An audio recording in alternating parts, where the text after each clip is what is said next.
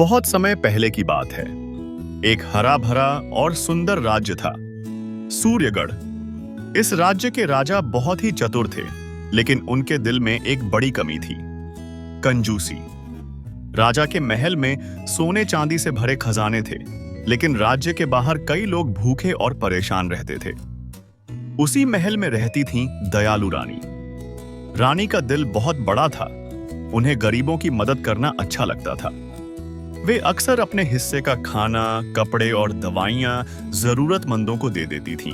जहां राजा को अपने खजाने से प्यार था, वहीं रानी को अपने राज्य की जनता से।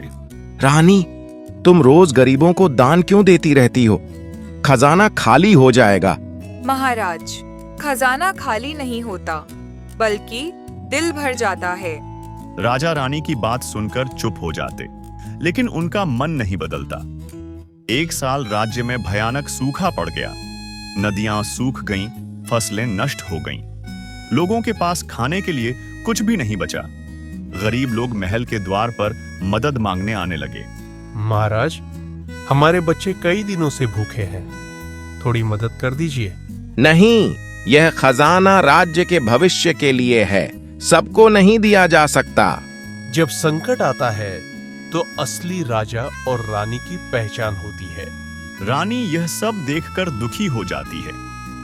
रानी रात के समय चुपचाप महल से बाहर जाती है और अपने गहने बेचकर गरीबों के लिए अनाज खरीदती है। जहां राजा ने ताले लगाए, वहीं रानी ने अपने दिल के दरवाजे खोल दिए। कुछ दिनों बाद राजा अचानक बहुत बीमार पड़ जाते हैं। महल में वैद्य बुलाए जाते हैं, लेकिन कोई इलाज काम नहीं करता। राजा की हालत बिगड़ने लगती है। रानी, क्या अब मेरा अंत आ गया है? नहीं महाराज, अभी बहुत कुछ सुधारना बाकी है।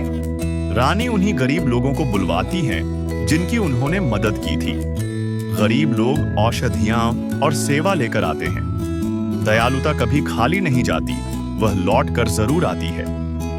राजा धीरे धीरे ठीक होने लगते हैं। रानी, आज मुझे समझ आ गया।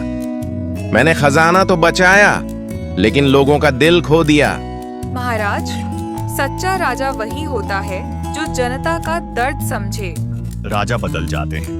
वे खजाने के द्वार खोल देते हैं। गरीबों को भोजन, कपड़े और सहायता मिलने लगती है। राज्य फिर से खुशहाल हो जाता है। इस कहानी से हमें यह सीख मिलती है, कंजूसी से डर पैदा होता है और दयालुता से प्रेम। जो दिल जीत ले, वही सच्चा राजा होता है।